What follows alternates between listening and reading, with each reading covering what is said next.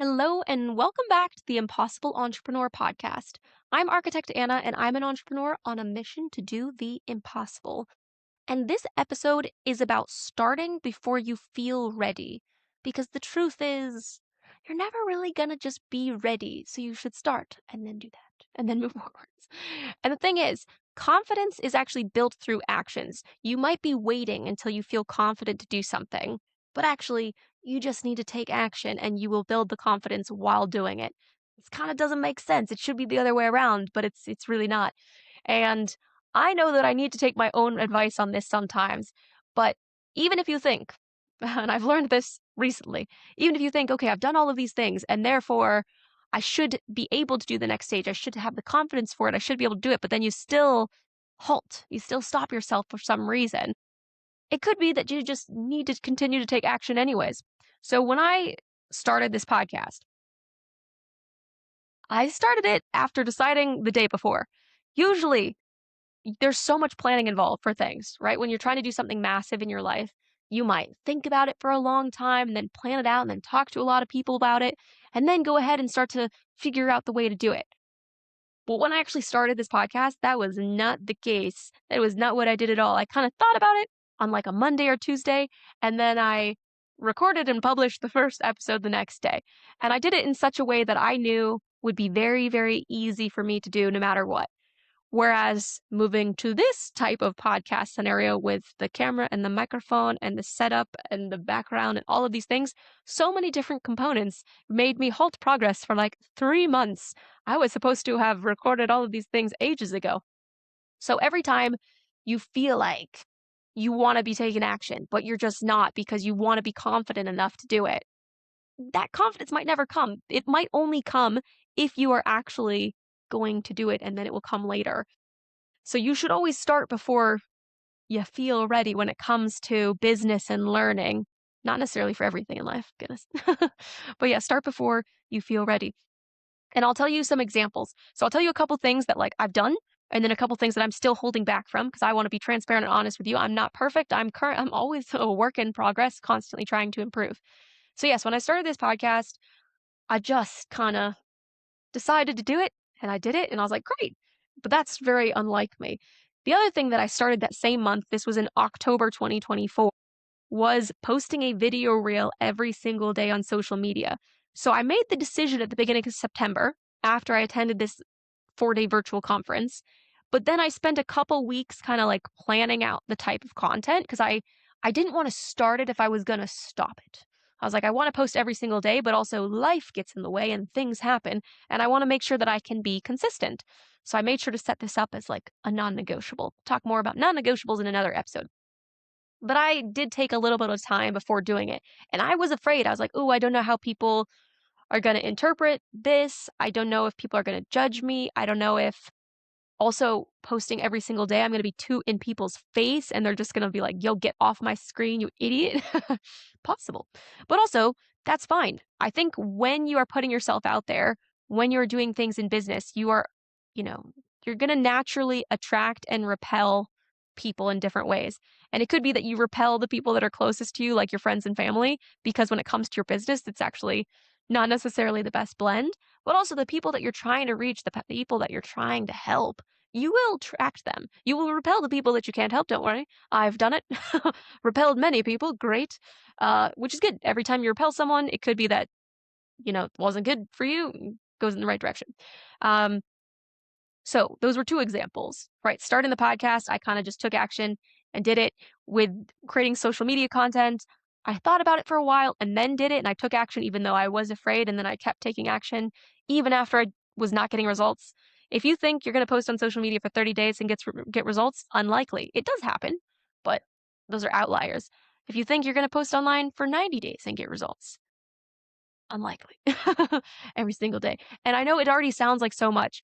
I mean, I'll give you a little equation here. If I were to produce 60 seconds, it takes about an hour. There's the planning of it, there's the recording of it, there's the editing, there's the coming up with the description, then there's the scheduling of it. And all of these little bits of time, they do add up.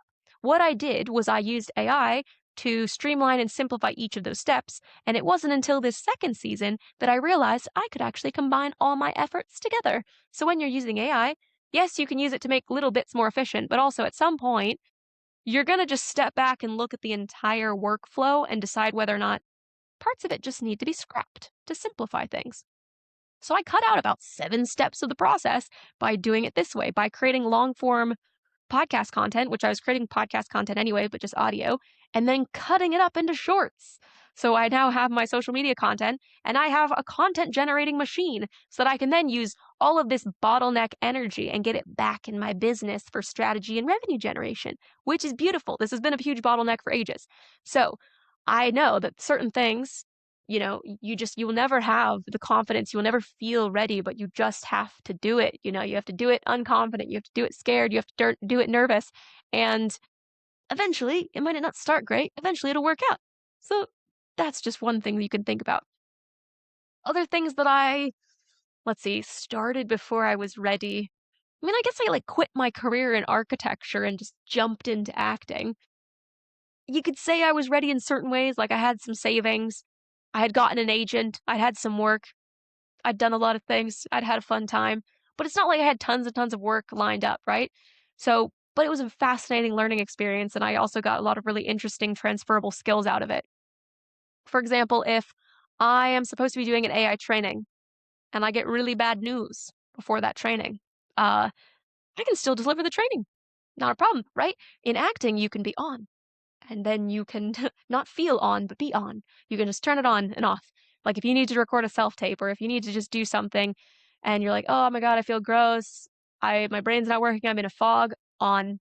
And that's great. So if you need to do something that's public facing, that might be a skill set that is good for you. But again, you will not necessarily gather it when you might want it right away. You're going to have to build it over time.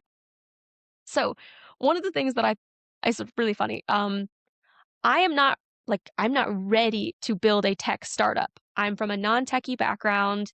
I've done lots of stuff in the non-techie AI space for a couple years now.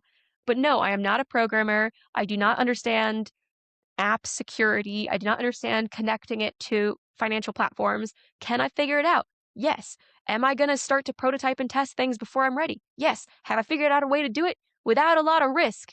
Yes. Yeah, doing it low risk is the best.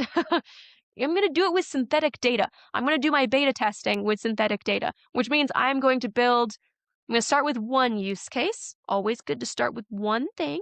And I'm going to tell you how I learned this process. And then you add from there one after the other. And I think I'm going to build starting out with 100 use cases after the one, obviously, build from 1 to 10 to 100. Then I'm going to build 1,000 different use cases. And I'm actually going to run them as if I had 1,000 beta testers before I go to a public paid launch. And then I don't have to risk anyone's data, any security issues while I'm testing things out. And in that process, I can actually determine whether or not I can fully vibe code and test things myself with multiple different AI platforms, or if I do all of that and then still determine that I need to get a dev on board, like a developer, if I still need to have someone review it from a software architecture perspective, from a UI UX perspective, from a bias and ethics perspective, great. I can look at that later. And honestly, all of those things would be really valuable, but you have to think about it from a cost perspective. So yes, I've kind of held back because I feel like I have to be over prepared before I even start with this, which if you're a woman, that's actually a common thing. A lot of women will not apply for jobs if they don't meet every single requirement, whereas a lot of men they will apply for jobs. They're like, yeah, I think I could do that job. Even if they haven't met a lot of things that the job requires they do or know, they'll still apply. And I think that's actually a good thing to lean into and learn from rather than being so risk adverse and feeling like you need to be so ridiculously over prepared that you never even start something. Just give it a go, right? And I mean, I'm saying this to myself as well. These are all important things. And one thing that I did recently was being a part of an AI hackathon. And hackathons in my mind have always been like a very techie thing. And I've very much been like, nope, you're non-techie, they're techie, stay away from each other. You don't fit with them, whatever. And it's not just me, like I have also gotten this kind of weird feedback from techie people that have, said that I don't fit in their space and whatever. Ignore the tech bros. If you want to try something, try something. Even if you are a bro, but you just like are being put off by the tech bros, do it yourself. Like figure it out yourself. You're gonna be fine. You don't need to listen to them. Everyone is welcome. Everyone is welcome to learn and try and test things. So a hackathon, and I wrote down a couple notes about like the origin of hackathons because I was curious. I was like, because I'll tell you what I thought they were from, and then I'll read what they're actually from. So I thought a hackathon was initially like, let's say a business came and they brought to like the public audience of programmers and hackers out there to try to find the security flaws in their business, and if they found the flaws, they would get paid for them or they'd win a prize. And I was like, then they evolved into other things where you try to have like innovative challenges in a couple days and you win a prize if yours is the voted the best. And I wasn't like 100% wrong, but the origin of hackathons can be traced back to the 1999 Open BSD hackathon in Calgary, Canada. Thank you, Canada. Where developers gathered to work on the Open BSD operating system. And the term hackathon is from hack and marathon, reflecting the intensive exploratory nature of the event. Hackathons have since evolved into a global phenomenon, attracting participants from various fields and leading the creation of innovative solutions and companies.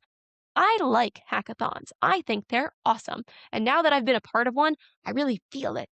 I really feel it. So I'm going to tell you a little bit about what I did and how it's kind of shifted my mindset a little bit on what I'm trying to do and build to doing it before I'm ready. I think I'd had so many things like working around in my head about things that could go wrong and security problems and risk and risk, risk, risk. So if you're incredibly risk adverse, it can be helpful just to know, like, just try it out in like a safer, low risk environment. And, oh, okay, I need to write this down, but I'm going to tell you about like the coolest use case I've ever heard for an AI agent. Um, it's great. Noted. Okay. So the hackathon. It is a beauty company in London. I'm not going to say the name of them, but cool, amazing, incredible founder. So, like, I mean, I've worked with so many different companies now, and I can't even begin to tell you like how much I would estimate the return on investment would be for an event like this. It was a 2-day AI hackathon. What they did was they had, a little bit of AI training and upskilling on the first day. They brought together 25 different AI coaches and mentors. I was one of them from all different types of like tech backgrounds, I guess coaching training backgrounds in my case. And they brought them together. I mean, I also do strategy and design. I'm an architect, but you get it. So lots of really interesting mentors. And then what they did was they paired them up with the teams. So the company had broken them up into 25 different teams, which were all kind of based around their departments. And this was kind of a discussion whether or not they should be interdisciplinary or department specific. They decided department specific in this case. Oh, I got to sit with the HR department, which was great. I've trained HR departments in a lot of different industries, so this was a fun one. But there was so many other departments there. There was like the ops team, there was like the EA section, there was the marketing section, there was product, lots of different groups. There was a more sciencey side. And it was such a great event. Like I've done AI training. I've done a lot of it. I've trained over 5,000 people, over 500 executives. I've done one-to-one AI coaching. But this was something different. This was on another level. So on the second half of the first day, after they had upskilling and learned about AI and prompting and all of that, we then moved on to kind of like in our groups, identifying pain points and problems within their team. So what were the biggest pain points and problems in the HR team? And I kind of went around everyone. I had them all write a list. And then I tried to figure out the overlaps, the biggest pain points, and we all discussed them. And then at the end of the day, try to figure out what kind of solution we're going to use to solve that problem with AI. So this particular company uses Google Suite. So there's lots of different ways you can use AI. There's like Google, there's Microsoft Copilot, there's like, lots of different tools if you want to combine lots of things together. Some of them, they have, I guess, their own tool ecosystem, more like Google and Microsoft Copilot. But lots of different ways to do the same thing, tons, like Claude, ChatGPT, whatever you might be using. So many different ways. So in this one, they had like the Google section, which is, like creating Gemini gems. And that is kind of like an AI assistant that's set up to do very particular things. And honestly, if AI assistants sound scary to you, they are so simple. If you know how to prompt and you have documents that would be helpful with the prompt that you have created, you can create an AI assistant. You can do it pretty simply. You just need instructions and knowledge files. And some AI assistants don't even need all knowledge files. So there was gems, and then there's Google's AI Studio, which is a whole different level. If you want to create like AI agents and apps, you can vibe code them, so you can describe what you want to create and then see what it generates. You might need like extra data and files for that as well. And then there's an enterprise level, which to this day I still haven't seen. My team did not use it. I don't know what it looks like, but there's like Google's Vertex. And I was like, okay, so that's like a whole nother level. Apparently it's like slightly less glitchy and it does things a bit faster. So there's a few different levels. And I hadn't really realized fully until that day. I guess I kind of realized, but Google is very siloed. So they've got different departments working on different things that they're rolling out. So Google Notebook LM, which I've mentioned before, is one of my faves, is segregated and separate than like Gemini Gems. They don't sit in the same place. Google's AI Studio, separate. Vertex, separate. So they're all kind of like siloed in different areas, which depending on your business might not be the most helpful. And also they ran into some roadblocks during this event as well. So was so cool. One of the organizers worked on the Amazon Alexa like voice team, like actually using the voice. And they described the process of going through prototyping and what you need to do to test things out. And I'm very much someone who like has so many big ideas that are really complex and take all these different elements. And it's about distilling that and simplifying it into something that like you can just run with. So that you can actually get started before you're ready. Back to the topic of the podcast episode. Um, and she said when they actually tried to have Amazon Alexa in Germany, that all they did was just have it run and answer just one question, just to see if everything worked. And also, my parents, they are scientists, so we were talking about how you would run an experiment. You don't add in a lot of different factors at once. You add in one at a time. You will add in one variable at a time to make sure that you can see the changes. So if you add in the next one and then there's a weird change, you know that it's that, not if you added 5 things in at once. So it's kind of similar when you're building a prototype for tech. Just build the simplest version one way and then make sure it runs. So in my case, I'm building something aligning with people's goals and helping them achieve them.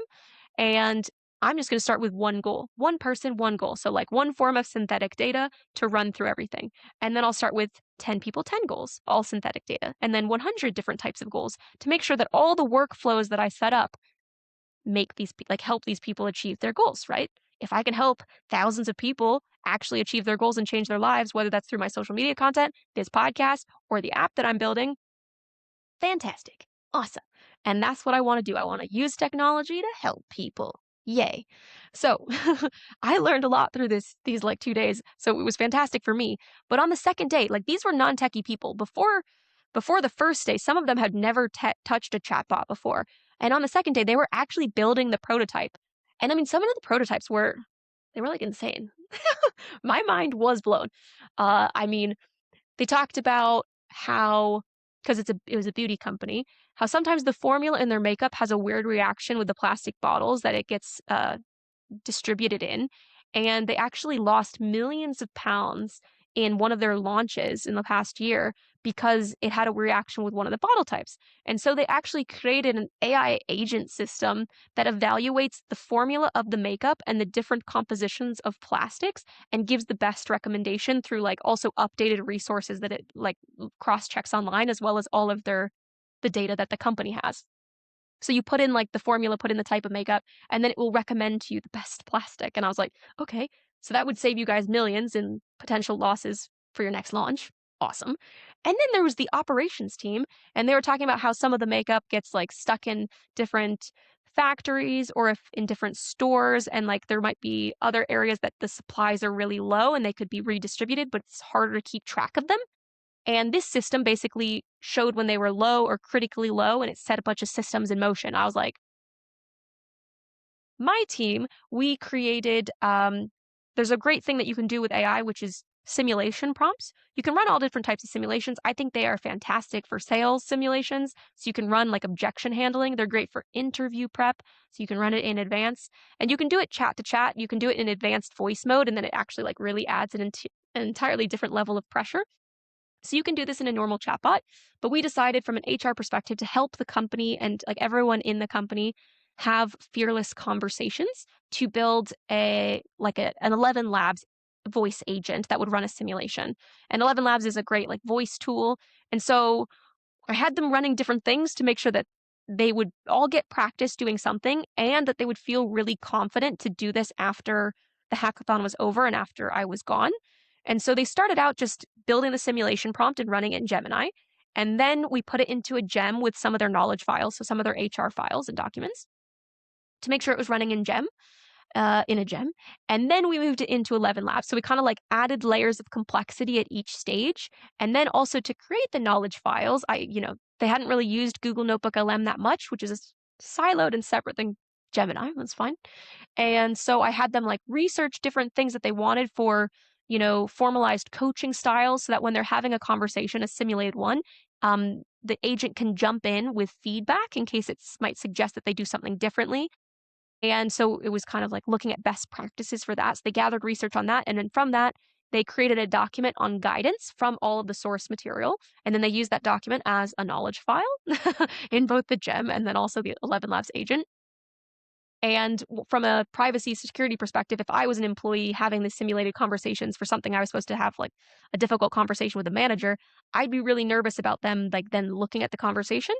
And so we set it so that it would automatically delete the conversation after it was had. And they set up one. So they did one, which is basically preparing for a probation review to discuss their future in the business. So it was like sort of like a difficult conversation, but a good one to start out with. And then they identified at least 8 other options that they could very quickly and easily build into gems and share them with other people in the business. So they just started with one option, and then they went ahead and they can build other ones in the coming weeks. So I'm going to have a check-in call with them at some point in the future. But it was so cool, and it was so fascinating just to see all these people who were so willing to just give it a go. And yes, hackathons are very much there for innovation. And I mean, absolutely, I feel like every business should do this. Genuinely, I feel like every business should take some time out, upskill your team, make sure that they feel comfortable and confident to use these things, have an open dialogue about any fears or concerns that they have and discuss them. Talk about how they might already be using these tools in a way that's not going to be accusatory. And then figure out what their pain points are and try and find like solutions that maybe like wipe out huge problems or huge costs, whether they're cost negatives or cost positives that your business could have. I mean, the returns could be massive. So hackathons are great. And if you're worried like you're not ready to do this, your business isn't ready, like again, you're never going to be ready. And the best thing that you can do is just to start. So I think it's so cool. I really want to organize more of these in the future. I think it would be so fun. And now I have like a whole network of like mentors that I could bring on board. So super cool. Okay. And then afterwards, I went to the pub and I don't drink. I don't drink anymore for health reasons. But I got to talk to some of the mentors afterwards, and like again, hackathons are great for networking as well. So useful to just like idea sharing.